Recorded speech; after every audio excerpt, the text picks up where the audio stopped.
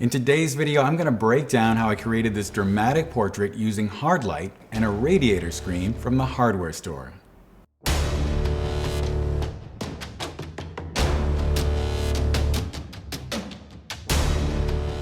Back in 2018, I started seeing a lot of portraits that were created by shining hard light through objects, commonly referred to as gobos. And so I set out and I started experimenting on my own. One of my first attempts was to use an LED video light with a fresnel attachment and shine it through a triangle that I cut into a piece of cinefoil.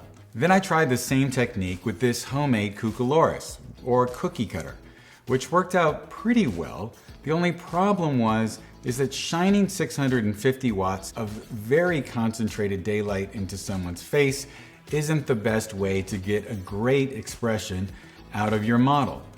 So I started experimenting by creating hard light with flash, and I wasn't really that satisfied with the results until a friend of mine suggested that I buy ProPhoto's Hardbox, which essentially creates extremely hard light by making your light source as small as possible and then makes it very directional due to the shape of the modifier. And when I did that, I had success shining light through all sorts of different gobos. And then one night during a test shoot, I decided that I would use a radiator screen, much like this one, to project a pattern directly onto a model's face. That night I was working with my stylist friend Pablo, and it took us about 90 minutes of experimenting to get everything right. One thing that we had to think about was the general principle of what makes hard light. Essentially, the further the light is away from your subject, the smaller it will appear relative to them. So if you move the light fairly far away, it will make extremely hard light, and that will make it so that you can easily cast those shadows. We ended up placing the Hardbox about 1.5 meters or 5 feet to the left of the model. And then I took my gobo and placed it about 1 foot or 30 centimeters to the left of the model. Now that's when I realized that I sort of had a problem. The pattern was being projected onto the area of the model's face right under his eye and on the inside of his nose, and I really didn't like that look. And that's when I had this epiphany that I should draw back to my experience of printing in the darkroom when I was in high school and essentially build a dodge tool to keep the light from striking his nose. So you would normally burn by placing a card with a hole in it between the projector and the paper, and you would just sort of move it around like this. And that way you would darken down that area of the photo. If you wanted to dodge, normally what you would do is take something that was sort of in a circular shape that was attached to a straw or something similar, and you would move that in front of the projection so that less light made it through to the picture.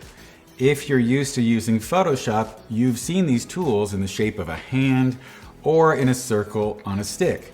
This is where those icons come from, the real world back to when we actually printed. So that's when I took a piece of cinefoil and taped it to a metal straw and had Pablo hold it between the model and the screen. Now that took a fair amount of trial and error, but we ended up getting it exactly in the place that we needed it. Now, on the other side, we put a molar rayo, which is a 16-inch silver beauty dish, or about 40 centimeters if you will. That way we could create really nice contrasty light that would create a lot of drama in the image. Then to refine that main light even more, I put a flag at the top so that the light wouldn't necessarily shine on the top of his head. I just wanted the viewer to be looking at sort of the middle of his face, and that's why I used the flag. About 6 months later, I ended up switching from ProPhoto to Elinchrom, and that meant that I couldn't use the Hardbox anymore. So then I started experimenting to see if I could get the same look with more basic equipment. And so after a bunch of experimentation, I realized that if I used a standard reflector with a small grid, about 4 meters or 13 feet from the subject, I could get the same basic look. Then late last year, I got something else called a Nice Photo SN29, which allows you to project really small gobos with a lens onto the background or your subject's face, which I think is actually a superior way to do it. Now, if you don't have one of those and you just want to get kind of the same look, you could use this setup right here and just have the light far away. Remember, the further away the light is from your subject, the harder the light will be. Anyway, guys, I hope that makes sense. If you have any questions or comments, please leave those below. I'd love to hear your experience with using Gobos and hard light. If you're watching this on Instagram, you can always watch it on YouTube. In fact, I post the videos there a little earlier than I do to Instagram.